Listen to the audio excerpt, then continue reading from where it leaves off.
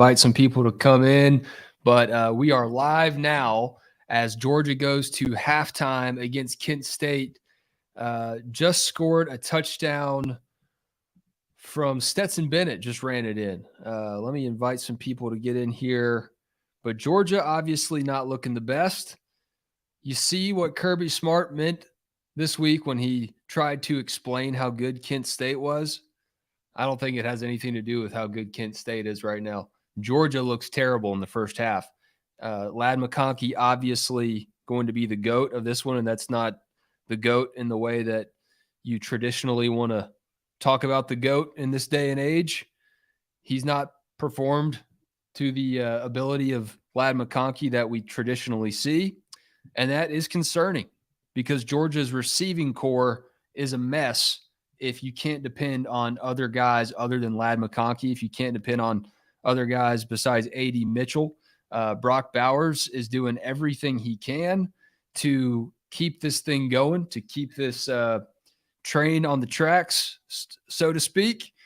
But Bennett looking rough, had an interception. He's missed some guys thrown behind him and had a couple that he would love to have back, of course, from his arm, but also his receivers. When you look at what Ladd McConkey's done today, not piling on him, just stating for the record, let's look at the ramifications of what Ladd McConkey's mistakes cost Georgia. You had a muff punt.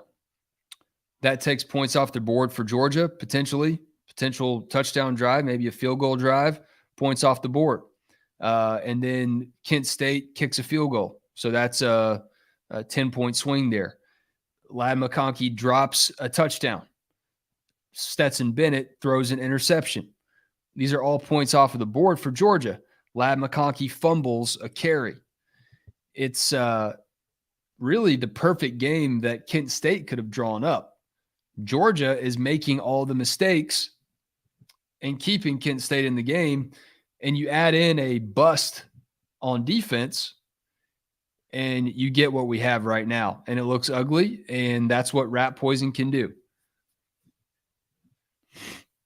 We heard all week about how Georgia was the best team in the world. Heard how Georgia was going to beat everyone they played by at least double digits. Maybe even triple digits. Some people said. I heard it. I heard some people say Georgia was going to beat some people by 100 points. But right now, you're only beating Kent State, who's 1-2, both their losses on the road against Power 5 teams. Y'all raise your hand if you want to say something. I know some of y'all are frustrated about this game. I know you're watching at home, and you've seen some things. You've seen some things you don't like. Other than Brock Bowers, there's not much to like about this Georgia team today. Pop Dumas Johnson, a lot to like about him. He's all over the field for the Dogs right now. But let's run through the numbers.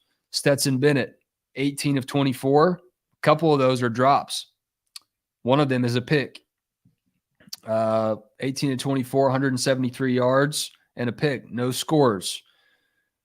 Stetson did score on the ground. But get this, Brock Bowers is leading the way for Georgia in the rushing yards column. 2 carries for 77 yards and 2 touchdowns. One of them was a 75-yarder. So he didn't have to do too much work on the other one if you do the math at home there. Kendall Milton, 6 carries for 37 yards. And Brock is also the leading receiver today. 4 catches, 54 yards, no scores. No scores through the air right now for Georgia's offense. And I'm not an X's and O's expert, but we did hear Kirby Smart say a lot this week about the strange things that Kent State does pre-snap. And they did some weird stuff pre-snap. On offense, they look like the Savannah Bananas out there, if you're familiar with their work. They looked weird. They were dancing around. They were doing hand motions. They were doing little step routines almost, throwing their hands all over the place. Looked like a wedding reception. And then on defense, there's something about the way they line up that is evidently giving Georgia a lot of trouble, and it's making Ladd McConkey drop passes. I think that's the only explanation for what's going wrong today.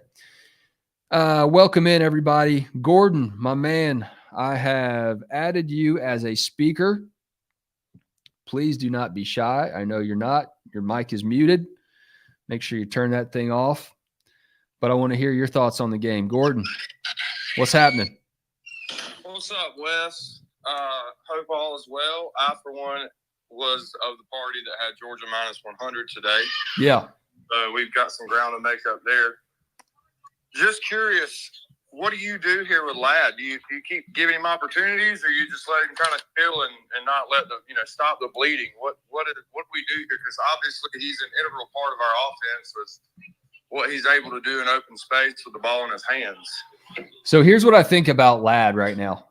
When he fumbled or muffed that first punt, he came over to Kirby, and Kirby gave him a real butt chewing. YouTube penalizes us for using bad language, so I don't want to hurt our SEO right now, okay? But you're following. So the conversation is going to be had.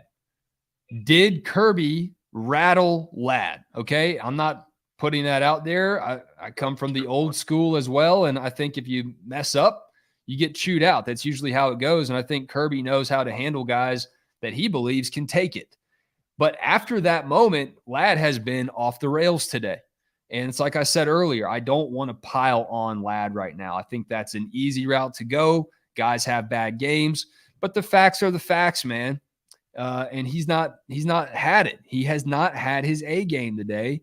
And I don't wonder, or I do wonder if Georgia should just give him a breather. I don't know. Maybe the halftime break gives him a chance to recalibrate here, but something between the ears is off right now for Ladd, and he's not alone. I mean, let's not just single him out. Georgia's defense had a terrible bust on that long touchdown too, and Kent State is kind of moving between the 20s or between the 25s, however they want to. So, yeah, I appreciate you weighing in, man. It's good to hear from you. Yeah, dude. Likewise. So, Gordon, I appreciate that, my man. And if anyone else out there has any thoughts on the game, you're welcome to weigh in. We are live right now on Twitter Spaces, and we are streaming on our YouTube channel. So a couple options there. If you want to speak up with your chest, then Twitter Spaces is for you. If you have a comment that you want me to read out on YouTube and react to, then maybe that's what you want to do. Maybe you don't want people to hear your voice, but you want to be a little bit more incognito and still weigh in on the game, then I encourage you to do that. But this is the kind of game right now that, people thought Samford was ugly. And at the time I did too, because the standard appeared to be set against Oregon.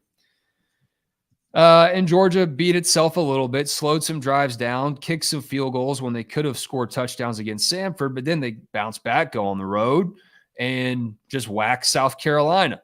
So right now you're starting to see somewhat of a troubling pattern. I'm not saying South Carolina is very good, but it is an SEC opponent. Are we starting to truly see a Georgia team that has an issue getting up and playing its best football when it's playing against teams that on paper aren't very good? Or is Georgia struggling to get up and play games after hearing about how good they are all week?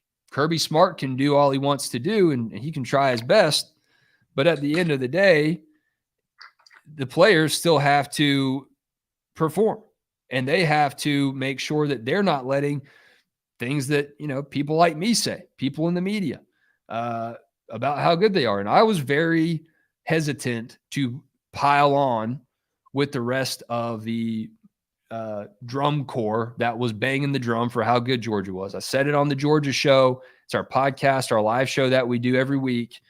I was hesitant to give Georgia that much praise because it was only 3 games into the season. And now we're seeing in game number 4, a team in Kent State that Kirby Smart said, hey guys, this is a good football team. They might be the best team we play all year. People thought that was hyperbole. People thought that Kirby Smart was going over the top to keep his team motivated, keep his team sharp. If that was the tactic, maybe he needs to try a different one next time, because Georgia's looked sloppy.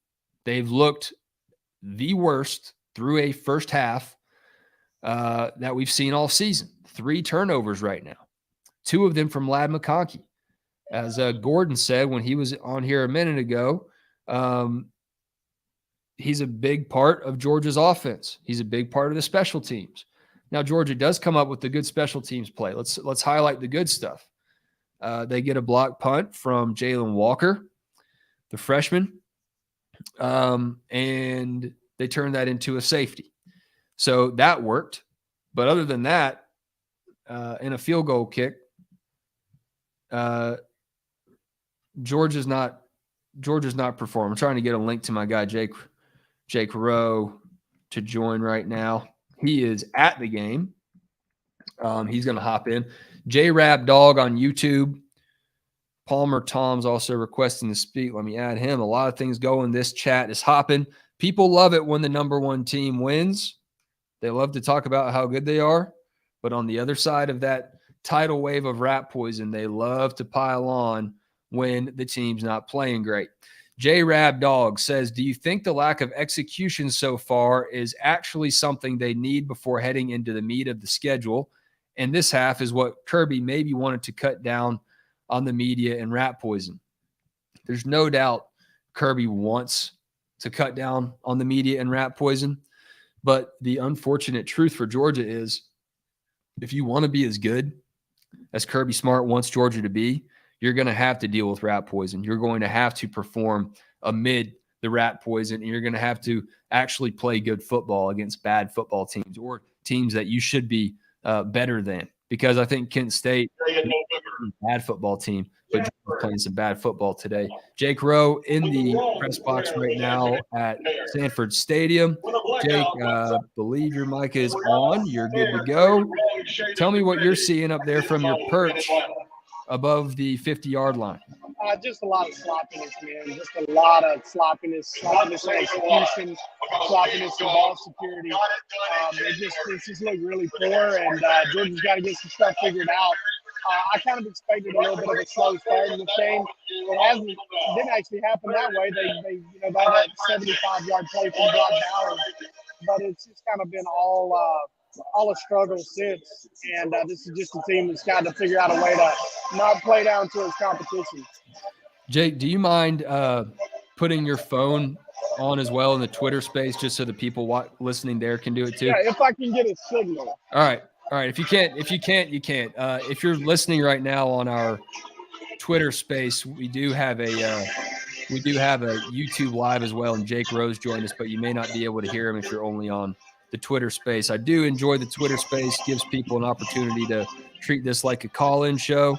But don't want you to miss out on Jake Rowe at Sanford Stadium right now. Yeah, Jake, look, I spoke about Ladd McConkey, and we've never seen him play this poorly as such an integral part of Georgia's offense. What do you think Kirby should do with handling Ladd right now? He really got a good butt chewing after that first muff punt, and the optics look like Ladd has struggled since then. Sometimes guys just have bad games. What are you making out of what Ladd's doing today? Yeah, I mean, I think it's just a bad game, and I don't think, I know a lot of people are going to turn to the whole, he needs to be benched. And yeah, I mean, give him some time on the sideline to clear his head, but they've got to get him back in the mix. I mean, because he's, with A.D. Mitchell out, he's their number one outside guy. I mean, that's just all there is to it. And so they've got to kind of get him back in the flow and get him back going, or else it won't be it won't be beneficial to them down the road. And, I mean, I think they'll probably try to get his confidence back up a little bit there in the second half. So let's talk about the good things that Georgia's doing, and it's pretty much all Brock Bowers today. Leading rusher, leading receiver, couple scores on the ground. That 75-yarder was amazing. Yeah, he's been incredible, and it's just really tough with as many different ways as Georgia can effectively get him the football.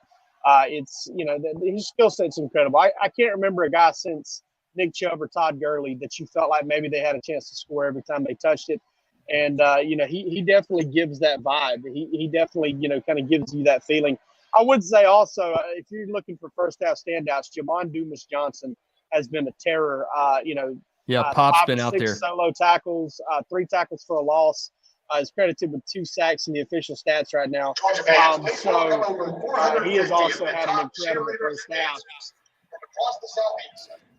I just read a comment from J-Rab Dog who said, do you think this lack of execution is something Georgia needs before heading into the meat of its schedule? You know, I don't know if Georgia needs to ever have a game like this. Kirby wants to have some lessons on film for sure, but this is as bad as we've seen Georgia look, really dating back to before last season. I think is accurate to say. And really, it's all because of the turnovers. And you know, Georgia had none through 3 games. It had 3 in the first half.